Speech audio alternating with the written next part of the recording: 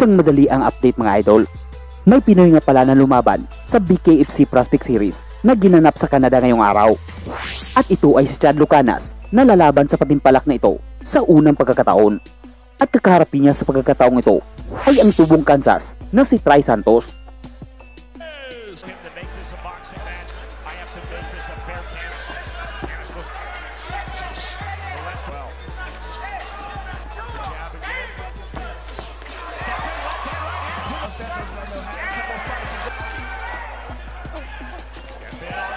Bagamat mas maliit ang Pinoy sa labang ito, pero sobrang bilis naman ito na hindi nakikita ng Amerikano ang mga kamaong tumatama.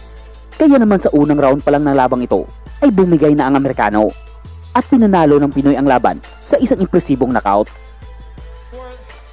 This is where the real dogs come out. BKFC, I'm here now. I'm the new guy in town.